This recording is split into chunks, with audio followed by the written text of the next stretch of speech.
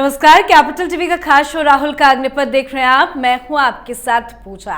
हरियाणा हार का इफेक्ट राहुल गांधी के चेहरे पर साफ साफ नजर आ रहा है। राहुल गांधी जहां जहां जा रहे हैं उनकी बौखलाहट नजर आ रही है।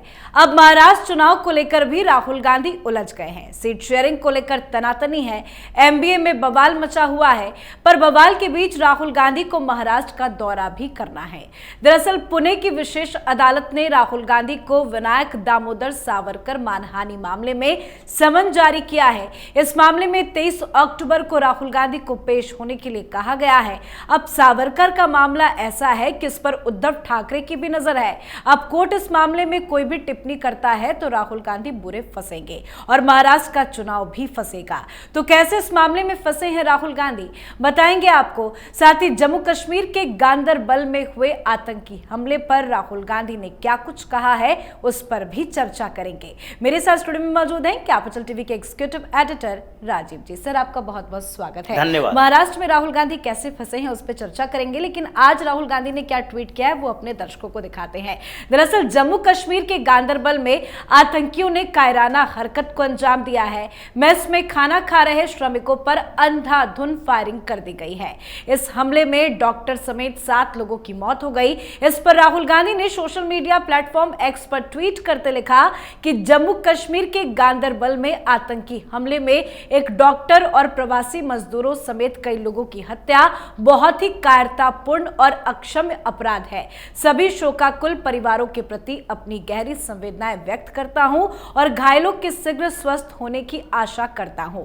आतंकियों का ये दुस्साहस जम्मू कश्मीर में निर्माण का क्रम और लोगों का विश्वास कभी नहीं तोड़ पाएगा। आतंकवाद के खिलाफ इस लड़ाई में पूरा देश एकजुट है। गांदरबल से जो घटना आई है उसमें लोगों की भी मौत हुई है। क्या राहुल गांधी इस पर राजनीति कर रहे हैं? देखिए, ये राजनीति तो हमेशा से जम्मू कश्मीर पर करते रहे, लेकिन आज इनकी नींद खुली है। आज ये कह रहे हैं कि आतंकियों का दुस्साहस विकास के, कंस्ट्रक्शन के, निर्माण के काम को रोकेगा नहीं, विश्वास नहीं तोड़ सकता। ये आतंकियों का दुस्साहस पर राहुल गांधी की पहली टिप्पणी नजर आ रही है। इससे पहले इन आतंकियों ने जो दुस्साहस किए थे उस पर राहुल गांधी की टिप्पणी नहीं हुई। इतने दिनों तक कश्मीर में आतंकवाद पनपता रहा, राहुल गांधी और उसकी टीम क्या कहता रहा। जब ये चुनाव के समय चन्नी ने बोला था कि आतंकी जो हमला हुआ, सीआरपीएफ के जवान मारे गए, इस पर खून की राजनीति चल रही थी। उस समय राहुल गांधी जागृत नहीं हुए थे। कांग्रेस के नेता ही पुलवामा अटैक के ऊपर राजनीति कर रहे थे। उस समय राहुल गांधी को यह इमोशनल स्पीच ध्यान नहीं आया था। और अभी की बात है, अभी अगर कश्मीर में एक सरकार बनी है, उमर अब्दुल्ला की सरकार है, आपके ही जान पहचान के लोग हैं, इंडी अलायंस के पार्टनर हैं, आप सरकार में शामिल नहीं हो लेकिन समर्थन तो दे रहे हो। आप दोनों ने एक साथ मिलकर चुनाव लड़ा था और सीएम पद की शपथ होती है। उसके 5-6 दिन के अंदर टारगेट किलिंग को बढ़ावा दिया जाता है। टारगेट किलिंग है ये आतंकवादियों के फ्रस्ट्रेशन को दिखाता है। राहुल गांधी इसको एक्सेप्ट करे कि जिस तरीके से आतंकवाद की कमर तोड़ी गई है कश्मीर में, ये फ्रस्ट्रेटेड है। अगर टारगेट किलिंग करना है, पिस्तौल बंदूक लेकर कहीं 2-4 बेगुनाहों को मार देना है, इधर बम फोड़ देना है, तो ये समझ लो तुम फ्रस्ट्रेट हो गए हो। तुम्हारे कोई भी पैतरा यहां चल नहीं पा रहा है। हर जगह आर्मी वाले इन लोगों को इनकाउंटर करने के लिए तैयार बैठे हुए हैं। तुम कोई बड़ी घटना नहीं कर सकते तो क्या करते हो? फ्रस्ट्रेशन में पिस्टल लेके जाते हो, किसी एक मजदूर को अगवा करते हो, उसको मार देते हो। 5-6 दिन हुआ है उमर अब्दुल्ला को शपथ लिए हुए, और उसके बाद से हुआ क्या? सबसे पहले 2 सिविल वॉलंटियर की, जिस दिन ये कैबिनेट की मीटिंग ले रहे थे, 2 सिविल वॉलंटियर को अपहरण कर लिया गया, उसकी हत्या कर दी गई। फिर उसके दूसरे दिन जब ये विधायकों को शपथ करवा रहे थे तो उस दिन बिहार का एक प्रवासी मजदूर जो कि जम्मू कश्मीर में शोपियां में मक्का बेचा करता था सड़क के किनारे, उसको अगवा करके उसकी हत्या कर दी गई। और उसके बाद यह भी टारगेट किलिंग है। इसमें क्या कहा जा रहा है? भले ही लश्कर इसकी जिम्मेदारी ले, लेकिन हुआ कैसे? रात में ये लोग खाना खा रहे हैं, लाइट ऑफ कर दिए, 1-2 लोग उधर से आए और फिर ताबड़तोड़ फायरिंग शुरू कर दिए। उसमें से 7 लोग मर गए। 7 लोग मरे कौन? ये जो डॉक्टर की बात की जाती है, कश्मीर के डॉक्टर हैं, और वो इन लोगों को, आतंकियों को शायद पता भी नहीं होगा कि उसमें एक डॉक्टर भी है।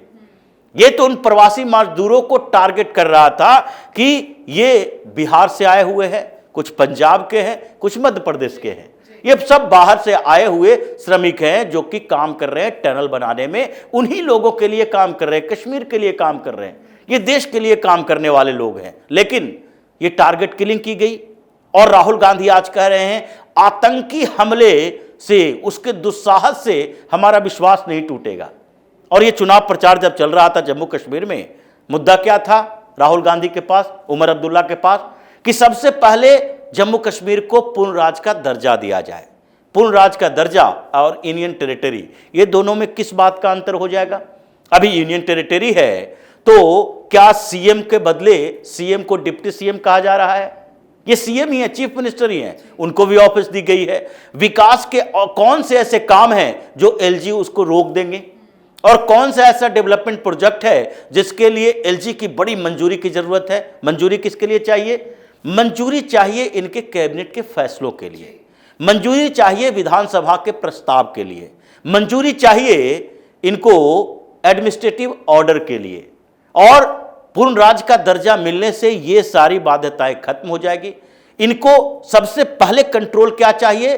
सिविल यानी जनरल एडमिनिस्ट्रेशन पर और पुलिस एडमिनिस्ट्रेशन पर, पुलिस पर कंट्रोल चाहिए। अभी कौन है पुलिस में? डीजीपी हैं नवीन प्रभात। ये जब उमर अब्दुल्ला की सरकार को कंट्रोल मिल जाए तो डीजीपी कौन होगा? कोई मिर्जा होगा, कोई अब्दुल्ला होगा, कोई खालिद होगा, इस तरह के कोई डीजीपी होंगे। ऊपर से नीचे तक ट्रांसफर पोस्टिंग कराए जाएंगे। और इन आतंकियों का हौसला इसलिए बढ़ा है क्योंकि उमर अब्दुल्ला ने आनन फानन में रेजोल्यूशन पास करवा दिया, हमको तो पूर्ण राज्य का दर्जा चाहिए। अभी कैबिनेट पूरी भी नहीं हुई है और उसके बाद ये बार बार कह रहे हैं नहीं नहीं हमें तो चाहिए, स्टेटहुड चाहिए, हम मोदी जी से मिलेंगे, शाह से मिलेंगे। ये राहुल गांधी क्या उमर अब्दुल्ला से बात नहीं कर सकते? राहुल गांधी वहां सरकार में बाहरी समर्थन दे रहे हैं, इनकी पार्टी दे रही है। यही राहुल गांधी वहां गए थे तो क्या कहते थे? देखो कश्मीर में दिल्ली से आकर कब्जा जमाया गया है, दिल्ली से कंट्रोल चलता है कश्मीर का।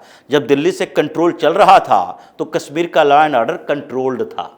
उससे पहले तो यह स्थिति थी कि जम्मू कश्मीर से कश्मीर चल रहा था श्रीनगर से, और श्रीनगर में बैठे थे ये उमर अब्दुल्ला के पिता फारूक अब्दुल्ला, और उस समय सारे घाटी के हिंदुओं को भगा दिया गया।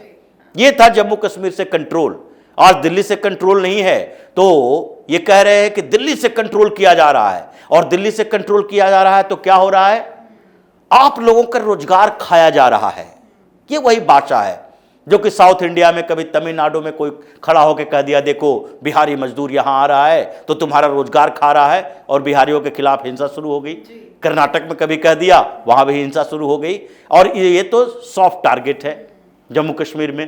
तो जम्मू कश्मीर में यही राहुल गांधी जाकर कह रहा था कि देखो बाहर के लोग यहां आ रहे हैं, क्यों? क्योंकि आर्टिकल 370 खत्म कर दिया गया है। बाहर के लोग आ रहे हैं क्योंकि दिल्ली से शासन चल रहा है। यहां प्रोजेक्ट जितने हैं नेशनल हाईवे के, टनल के, वो कश्मीर के नहीं हैं बल्कि सेंट्रल गवर्नमेंट के प्रोजेक्ट हैं, और उसमें बाहर से लोग मध्य प्रदेश से, बिहार से, उत्तर प्रदेश से जाकर काम करते हैं। तो तुम्हारा रोजगार छीन रहा है। इन्होंने एक बड़ा मुद्दा बनाया था, बाहरी बनाम कश्मीरी। अब बाहरी बनाम कश्मीरी का मुद्दा ये टारगेट किलिंग में तब्दील हो गया तो राहुल गांधी को तो माफी मांगना चाहिए कि हमने गलत कह दिया था, हमने ऐसी बात कह दी थी कश्मीर में जिससे वहां के आतंकियों को और ज्यादा हौसला मिल गया है। और अब्दुल्ला की सरकार, राहुल गांधी जैसा बैकअप, और वहां के कश्मीरी आतंकवादियों ने फिर से शुरू कर दिया ये टारगेट किलिंग। तो ऐसे में अब राहुल गांधी को ये बोलने से काम नहीं चलेगा। अगर हिम्मत है तो कश्मीर जाए, हिम्मत है तो अब्दुल्ला को बोले कि आपकी सरकार बनते ये शुरू हो चुका है, इसलिए आप जाकर गांव-गांव में रिक्वेस्ट करो कि अगर हमें सीएम के तौर पर देखना चाहते हो तो ऐसी हरकतें करना बंद करो। ये हिंदुओं की हत्या, ये बाहरियों की हत्या, ऐसी हत्याएं करोगे तो जितने दिन तक सीएम बनने की कोशिश कर रहे हैं अगले 5 साल में, उससे पहले ही बर्खास्त कर दिए जाएंगे। ये बात राहुल गांधी और अब्दुल्ला को जवाब देना चाहिए। ये सवाल उठाता है कि सरकार क्या कर रही है, सरकार वहां पर आर्मी कितने रखी हुई है। जब आर्मी जाए, पैरामिलिट्री फोर्सेस सख्ती बरते, तो ये चिल्ला चिल्ला कर कहते लगता है कश्मीर में ये जो मुस्लिम समुदाय हैं उसके साथ गलत किया जा रहा है। तो राहुल गांधी ने जो चुनाव के समय कहा था, अब उनको उसके लिए माफी मांगना चाहिए कि हमने एक गलत मुद्दा कश्मीर में उठाया था, जिसके कारण फिर से बाहरी लोगों की हत्याएं लगातार की जा रही हैं। और सर, मुझे तो लगता है कि अभी नई नई सरकार बनी है उमर अब्दुल्ला की, और आने वाले वक्त में ऐसी कई घटनाएं भी सामने आएगी, ऐसा भी हो सकता है। लग तो रहा है, अगर इनको स्टेटहुड दे दिया जाएगा और उसके बाद पुलिस इनके कब्जे में रहेगी, अगर एडमिनिस्ट्रेशन इनके कब्जे में रहेगा, नीचे से ऊपर तक अधिकारी बदले जाएंगे, ये कंट्रोल करेगा कि आपको किसी थाने में जाना है तो उसे छोड़ दो, कोई गिरफ्तार करके लाया उसे रिहा कर दो, चाहे वो चोर हो, डकैत हो, रेपिस्ट हो, या फिर वो कौन हो, टेररिस्ट का सिंपैथाइजर हो, टेररिस्ट हो, या उसके हथियार सप्लाई करने वाला हो। जब उस पर कार्रवाई नहीं होगी पुलिस से, तो फिर आर्मी वाले थाने में नहीं बैठते, पैरामिलिट्री वाले थाने में नहीं बैठते। थाने में तो पुलिस ही अरेस्ट करके लाएगी, पुलिस ही उसको सजा दिलवाएगी कोर्ट से। लेकिन जब ये कंट्रोल ही खत्म हो जाएगा, अब्दुल्ला के कंट्रोल में होगा, तो फिर तो 90 के टिकट वाले कश्मीर फिर से आने वाला है। इसीलिए केंद्र सरकार सोच रही है कि पूर्ण राज्य का दर्जा तो इसे अभी नहीं मिला। और हमारे व्यूवर्स भी कई बार कमेंट करके ये लिखते हैं कि जम्मू कश्मीर को बिल्कुल भी पूर्ण राज्य का दर्जा नहीं मिलना चाहिए। खैर सर, अब बात करते हैं महाराष्ट्र की। 23 तारीख को राहुल गांधी को समन भेजा गया था वहां पे पेशी के लिए सावरकर के मुद्दे पर। 23 तारीख को राहुल गांधी जाएंगे पेशी के लिए, और कैसे चुनाव के बीच में ये सावरकर का मुद्दा राहुल गांधी के लिए गले की फांस बन गया है। देखिए, पुणे की कोर्ट ने जो भेजा था उसमें डायरेक्ट एक लाइन लिखा हुआ था कि राहुल गांधी को इस अदालत में पेश होना है इन पर्सन, यानी कि व्यक्तिगत तौर पर आपको वहां जाना पड़ेगा। आप वकील भेजकर वहां पर अपनी दलील नहीं रख सकते। अभी सुनवाई चल रही है, और सात्विकी सावरकर की उस याचिका पर पुलिस को भी जारी किया गया था समन कि आप पहले भाई एफआईआर दर्ज करो, उसका इन्वेस्टिगेशन करो, उस इन्वेस्टिगेशन के आधार पर हम मामला दर्ज करेंगे कोर्ट में। अब पुणे की अदालत ने पहले राहुल गांधी को समन भेजा था, उसमें राहुल गांधी नहीं गए, बहाना बना दिया टेक्निकल प्रॉब्लम थी, हमारे पास समन पहुंचा ही नहीं, इसलिए दूसरा समन जारी किया गया। 23 अक्टूबर को पेशी है।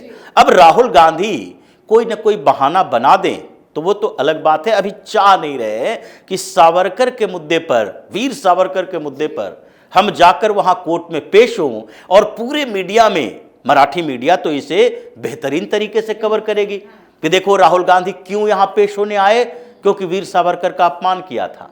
और वीर सावरकर का मुद्दा महाराष्ट्र के लिए, मराठियों के लिए बड़ा मुद्दा है, और उसमें उद्धव ठाकरे के भी पूरे के पूरे प्रतिष्ठा दांव पे लगी है, जो बार बार कहते थे कि राहुल गांधी अगर महाराष्ट्र आते हैं तो वीर सावरकर का नाम कम से कम न ले, अभी चुनाव का समय। और अगर कोर्ट में ये गए और कोर्ट ने इनसे सीधा सवाल करना शुरू कर दिया, इनकी टिप्पणियों पर चर्चा शुरू हो गई और कवरेज शुरू हो गया, अगर तारीख 2-3 मिल गई चुनाव से पहले, तो सावरकर के मुद्दे पर महाराष्ट्र में राहुल गांधी, कांग्रेस और उद्धव ठाकरे की पार्टी, उद्धव ठाकरे राहुल गांधी के साथ मंच शेयर करने से घबराएंगे कि कहां फिर से ये कह देंगे हम सावरकर नहीं, हम गांधी हैं। और उसके बाद मराठी जो थोड़ा बहुत उद्धव ठाकरे के साथ आ रहा है वो भी भाग जाएगा। उनके लिए तो अस्तित्व बचाने की लड़ाई है कि इस चुनाव में अगर कम हुआ, अगर परफॉर्मेंस मेरा खराब रहा, तो जो बचे हुए हमारे